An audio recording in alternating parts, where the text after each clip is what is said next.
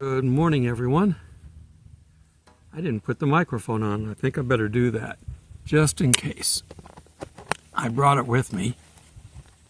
The wind keeps slowly picking up. Okay, let's hope that keeps the sound down. I really don't have any choice. It's gotten to really to where the wind almost never stops blowing here. I feel like I'm on the coast. And I've lived on the coast, and the wind never stops blowing. It's either blowing in or it's blowing out. Blowing out, it's warm. Blowing in, depending on the time of the year. Okay, we're going to continue on in my little Christmas family series. This is the third one, and we're going to talk about Jesus. He went through everything that we did. He experienced everything that we did to show us that it can be done.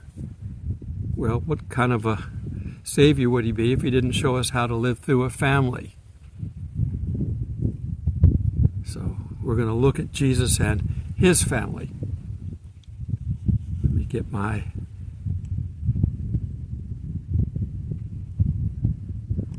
using a new laptop. The old one started having some issues. So I've had to break down and pay for this. I didn't really want to, but I don't really have a choice. Oh, and I haven't run this teleprompter yet. Let me see what I've got here. Text size, scroll speed. I don't want minimum. I don't want that. That's too much.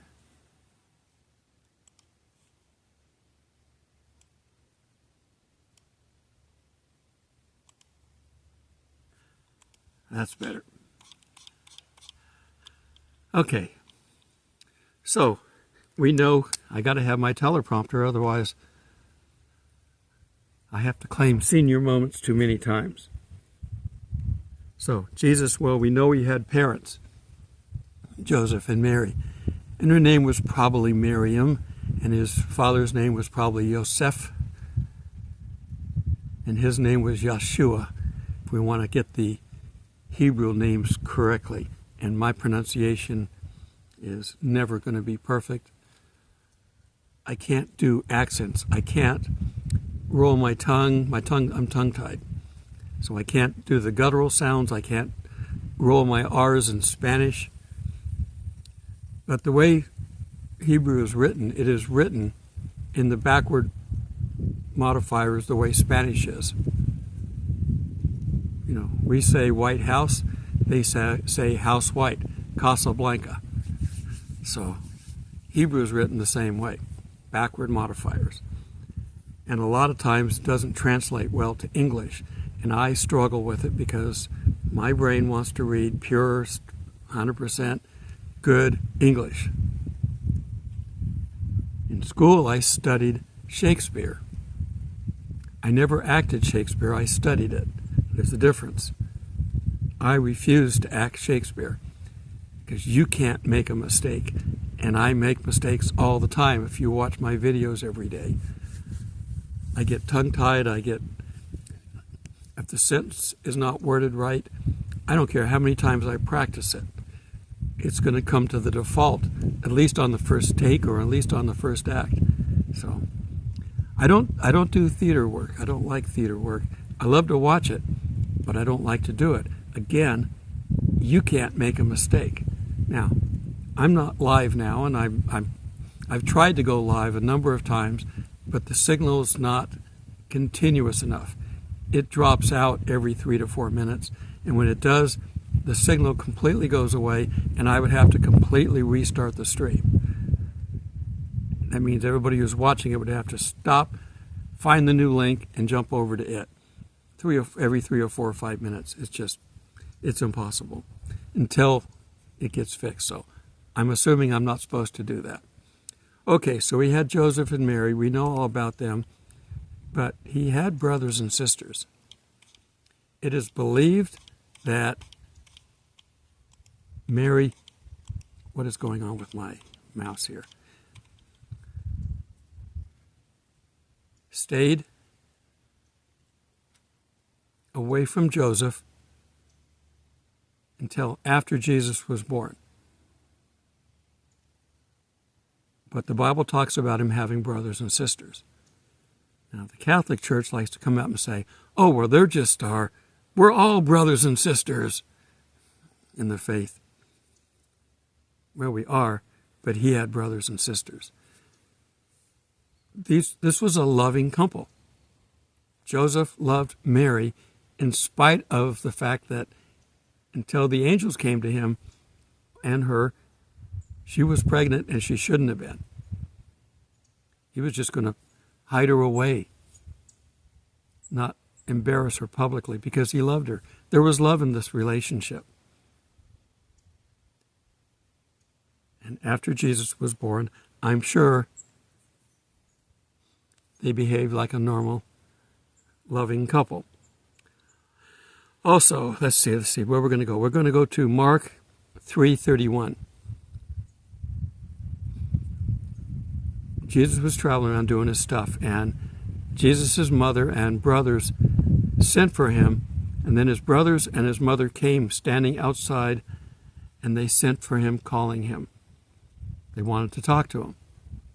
Doesn't really say what. You can find this repeated again in Matthew 12:46 and Luke 8:19. The three Gospels have basically the same thing. Now if we turn to Acts 1:13, and when they had entered, they went up into the upper room where they were staying. Peter, James, John, Andrew, Philip, and Thomas, Bartholomew, Matthew, James, the son of Alphaeus, and Simon the Zealot, and Judas, the son of James, not Judas Iscariot. 14. These all continued with one accord in prayer and supplication with the woman and Mary, the mother of Jesus, and with his brothers. Women, not woman, women, with the women and Mary, selecting her to be mentioned separately, and his brothers and sisters. So we know the people of the time that were writing about this. Now, these are witnesses. Now, they may have written later in life, but these are witnesses. And they may have borrowed from each other as they couldn't remember how things went. I've got a line in my face. Okay, I'll stay back here. But they didn't have to make this stuff up. They're witnesses. So he had brothers and sisters. Now, he had people he cared for in his inner circle, and you could call them brothers and sisters, but they're really not. Catholic Church says, well, these brothers and sisters here, they were just cousins. What, Alabama cousins? What are you talking about? Turn with me to John 19:26. Jesus is hanging on the cross, paying the price for us. When Jesus therefore saw his mother and the disciple whom he loved. Now this is John, and this is the way John always referred to himself. So Jesus saw John, the disciple whom he loved, standing by. He said to his mother, "Woman, behold your son," pointing to John. Then he said to his disciple, "Behold your mother." And from that hour the disciple took her to his own home. Jesus was leaving. The oldest son typically would be the one to take care of the parents in their old age. Jesus is leaving. He's in his early 30s. He's not old. And his parents aren't old and decrepit yet. But John took care of his mother from then on. So there were people that were close as brothers, but there were real brothers and sisters. He grew up in a family life. They would all pack up every year to go to Jerusalem. Not that far, but it's close enough that you can walk it from Nazareth. It's a few miles, but it's not. Back then they walked everywhere, so they were in good shape. You wouldn't find a donut shop back then. Yeah, they had pastries and potato pancakes and other things that could be fattening. But the obesity problem we've got now is our medical profession and our pharmaceutical and our government under the control of Satan trying to kill us. Okay. Anyhow, aside from that. Back then, Jesus would have gone to the temple and listened early on after his bar mitzvah, which he would have been allowed to read from the Torah. He would be allowed to speak. Now, I'm sure initially he didn't just walk in there and walk up to them. They invited him up because he was interesting to talk to. I don't think he was coming out saying, I'm the Messiah at that early age. He didn't even want to reveal himself at the party where he turned water into wine. So I'm sure he was staying covert. They were just amazed at how much he knew. This is a peasant boy coming from a poor town. Now, the parents did get their gift, but not until he was 2 years old. They had to survive until then. Roughly 2.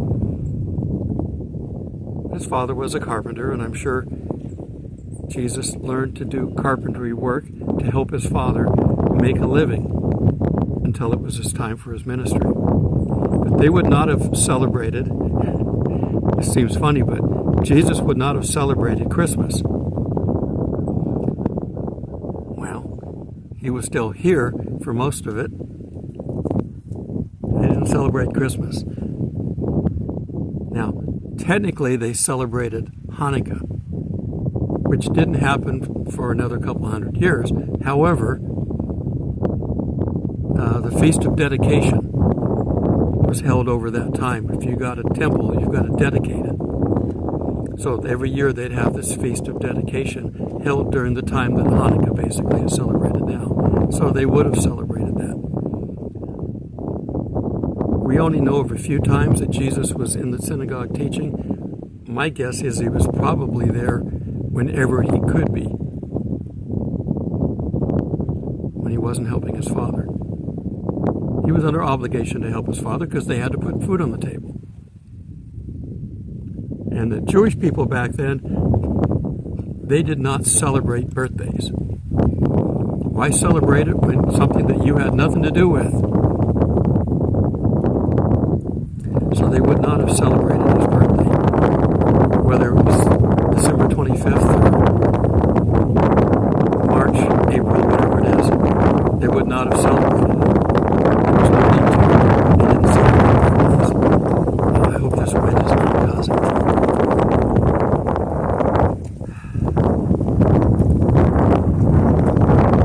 Closest to a birthday celebration would have been a bar or a bat mitzvah. That's their coming of age. Boys and girls had their own, and that's where they would basically recognize them as an adult. They could then be responsible for adult decisions, so to speak. Prior to that, they were under the protection of the parents. And today, the Jews have a greeting called, what's it called? Mia Vesserum? I'm butchering it again. I know somebody can come on here and point it to me better. But they would say that to each other on birthdays. It says, basically, may you live to be 120. There is a biblical verse that says we can live to be 120.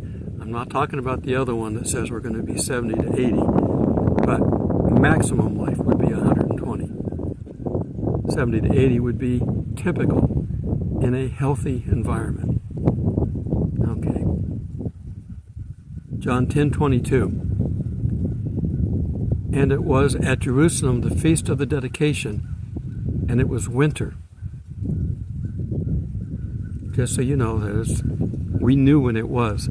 Jesus came to Jerusalem for the observance of what we now call Hanukkah, celebrating the festival in the same temple that was cleansed by the Maccabees. Later on, this happened in the 2nd century. Jesus was not there that long on earth. But in the temple before it was destroyed, he would have gone to celebrate the dedication of the temple. So technically he celebrated Hanukkah. Well, that's all I really want to cover for today. Jesus lived a normal life growing up. Normal as we can imagine the Son of God would live. He couldn't do anything legally until he was 30. He couldn't present a lamb sacrifice to God as high priest until he was 30. That was the required age for high priest. You had to be a minimum of 30. And then you could offer the lamb and sprinkle the blood on the mercy seat. Well, Jesus is offering his own blood for that sacrifice. He also couldn't offer it until he was 30. That's why he's that magical age of 30. 33, 30 to 33. We don't know exactly the timing of all this. His ministry started at 30. The crucifixion towards the end of that time frame. But he became our high priest, the direct connect to God. That's why we celebrate his birthday. He did something. Unlike anybody else who's born, you didn't contribute to the being born. Jesus did something with his birth. That's why we celebrate it. Without it, we wouldn't have eternal life. We wouldn't live with God. We wouldn't truly know God. So that's why we want to celebrate his birth on this particular day. Yes, it coincides with pagan holidays. But if you were being killed as a Christian, you'd find a way to hide it too. So I forgive him for that. So we celebrate it. It would not have been Christmas, I guarantee it. The sheep would not have been on the hills in the wintertime. It gets cold there. My hands are cold right now because the wind keeps coming up. The temperature is probably 40, 45, no more than that. It got down to 26 last night. I'm toasty as a clam in the temp. That's no problem. The only day that I had problems is when it got down to like 30 degrees a couple of days ago. But we had gusts of wind. I think the high gust of wind was like 30 miles an hour. Well, that's a lot when you're in a tent. I had to leave the light on until like 10:30 at night because it kept rattling and shaking everything, and I had to make sure nothing was getting knocked over, falling down, spilling, whatever. The cat does enough of that on his own. I don't need help from the wind. But in any case, I don't have the kitty with me. He's inside sleeping. I'll wake him up here in a bit. We've had lunch. So this is just, the sun is here. I normally do my video when the sun is here, that way, and the sun goes down over there. The arc goes this way because we're in the northern hemisphere. If we were on the equator, it'd go right straight overhead. But I got a tree right here that's kind of blocking it. The tree that normally blocks it, because I normally come out later. But I wanted to get this done early because it's relatively calm. My tent, where I normally would record in, I've got it all layered up to deal with the cold. And I don't want to take all that stuff down. It takes a while to put it up and take it down. The liner, I got blankets on the inside, pinned up. So if I can record out here, I'll try to. I'm using the microphone. Let me unplug this.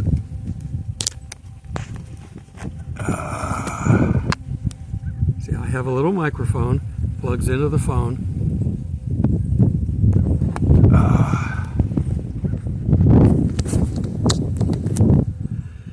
And what they call the dead cat, which is the fuzzy thing on the end, professionals have hair on it. It does a better job than the foam, but the foam is basic. This is an entry-level microphone. This isn't a professional. I give my studio phone to my son so he'd have that to do his live streaming with. So this is my portable rig. My new laptop is good enough to do graphic editing. So I might switch formats in how I do this. I could record on the laptop and not have to use my phone. out whether that works or not. I'll try after maybe the first of the year. I also have a possibility of getting something inside after the first of the year. Pray for that. If you want to contribute to this laptop purchase, which costs me $500, I would appreciate help. But this is Christmas time. Spend it on your family first. If you have anything left over, hit the thanks button or the PayPal button. I always appreciate help because I'm doing this now entirely on my own. I stopped working. I'm not doing any work in the studios until they ask for forgiveness for going crazy.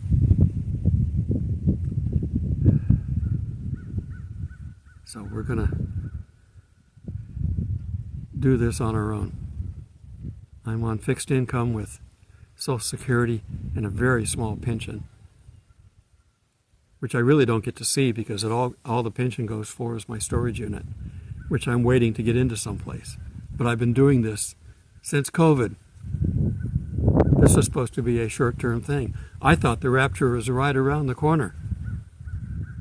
I can still say the rapture is right around the corner. Followed by 7 years of hell on earth. So, talk to these people. Pray for them. Be nice to them. This is the time of year you can get away with it. Till we meet in the clouds. God bless. Standing next to my car, which is running because it's cold. You can see there's frost on everything. This is the other end of the park. The edge of it. That normally would be underwater there when the lake is up, but it's down. The island over there won't be. And the sun is coming up, and you can see the mist coming up off the river. Hoping for a good sunrise, but we're not there yet. This point sticks out here. This is where there'd be a lot of trailers. The river going back up in there. Nice big trees here.